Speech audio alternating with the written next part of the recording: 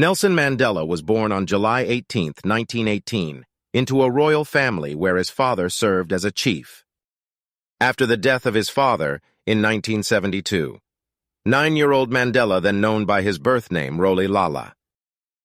He was the first in his family to receive a formal education. Mandela completed his primary studies at a local missionary school. There, a teacher dubbed him Nelson as part of a common practice of giving African students English names. In 1939, Mandela entered the elite University of Fort Hare, the only Western-style higher learning institute for black South Africans at the time. The following year, he and several other students, including his friend and future business partner Oliver Tambo, were sent home for participating in a boycott against university policies. He studied law at the University of Witwatersrand, where he became involved in the movement against racial discrimination and forged key relationships with black and white activists. In 1944, Mandela joined the African National Congress, ANC, and worked with fellow party members, including Oliver Tambo, to establish its youth league, the ANCYL. That same year, he met and married his first wife, Evelyn Ntoko Mace, with whom he had 4 children before their divorce in 1957.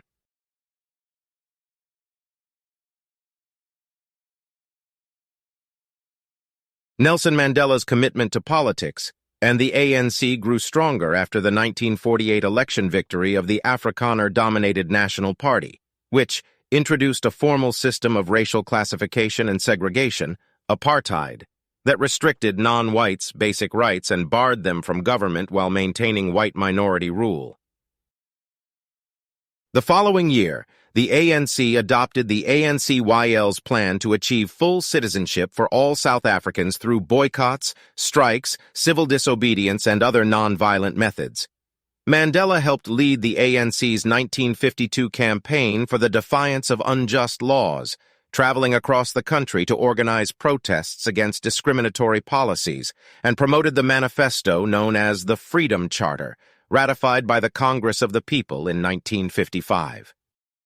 In 1952, Mandela and Tambo opened South Africa's first black law firm, which offered free or low-cost legal counsel to those affected by apartheid legislation. On December 5, 1956, Mandela and 155 other activists were arrested and went on trial for treason. The next year, police opened fire on peaceful black protesters in the township of Sharpeville, killing 69 people, as panic, anger, and riots swept the country in the massacre's aftermath. The apartheid government banned both the ANC and the PAC. Forced to go underground and wear disguises to evade detection, Mandela decided that the time had come for a more radical approach than passive resistance.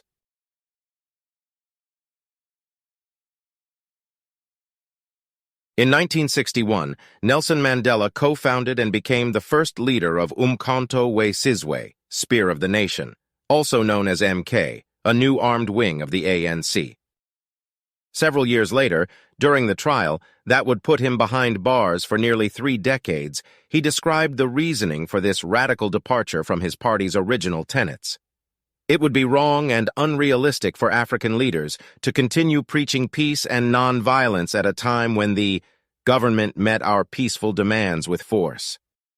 It was only when all else had failed, when all channels of peaceful protest had been barred to us, that the decision was made to embark on violent forms of political struggle.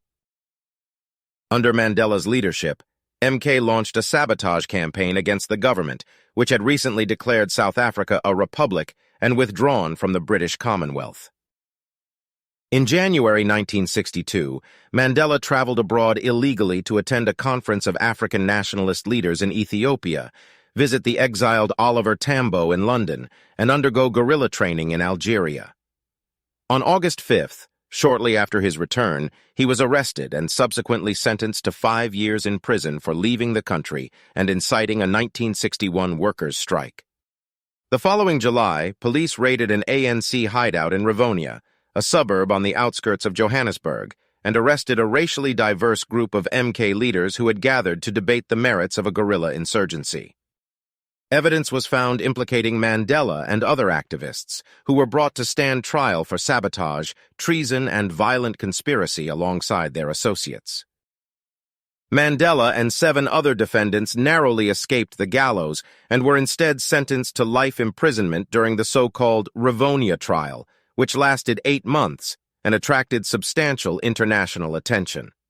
In a stirring opening statement that sealed his iconic status around the world, Mandela admitted to some of the charges against him while defending the ANC's actions and denouncing the injustices of apartheid. He ended with the following words: "I have cherished the ideal of a democratic and free society in which all persons live together in harmony and with equal opportunities. It is an ideal which I hope to live for and to achieve. But if needs be, it is an ideal for which I am prepared to die."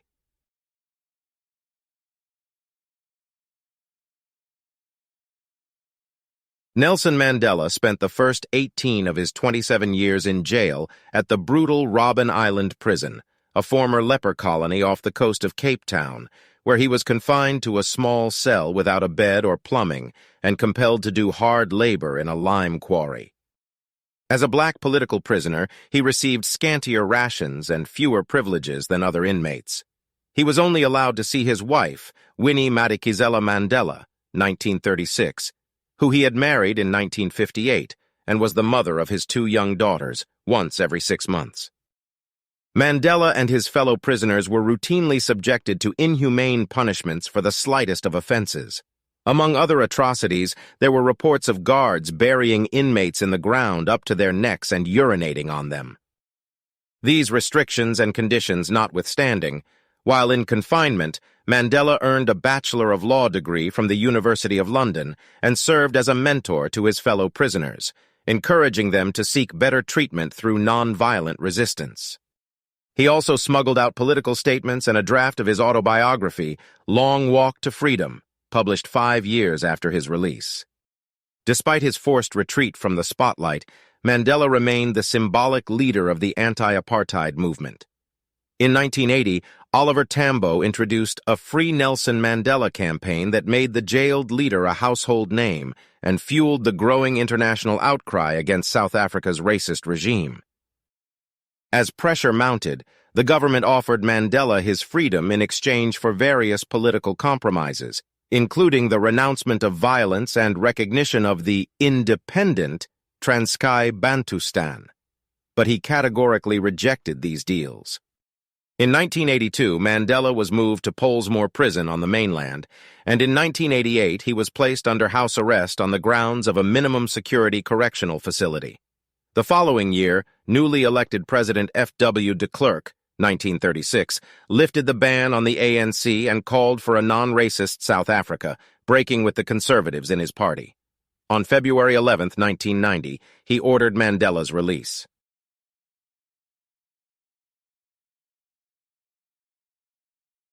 After attaining his freedom, Nelson Mandela led the ANC in its negotiations with the governing National Party and various other South African political organizations for an end to apartheid and the establishment of a multiracial government.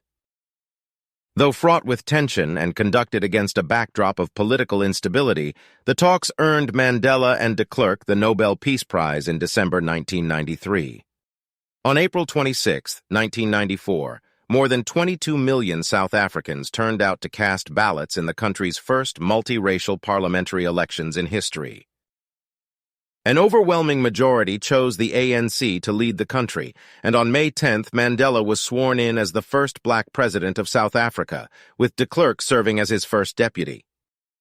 As president, Mandela established the Truth and Reconciliation Commission to investigate human rights and political violations committed by both supporters and opponents of apartheid between 1960 and 1994. He also introduced numerous social and economic programs designed to improve the living standards of South Africa's black population, improving race relations, discouraging blacks from retaliating against the white minority, and building a new international image of a united South Africa were central to President Mandela's agenda. To these ends, he formed a multiracial government of national unity and proclaimed the country a rainbow nation at peace with itself and the world. On his 80th birthday, 1998, Mandela wed the politician and humanitarian Graca Machel, widow of the former president of Mozambique. His marriage to Winnie had ended in divorce in 1992.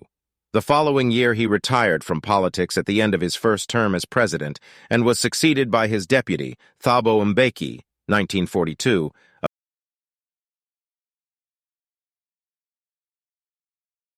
After leaving office, Nelson Mandela remained a devoted champion for peace and social justice in his own country and around the world.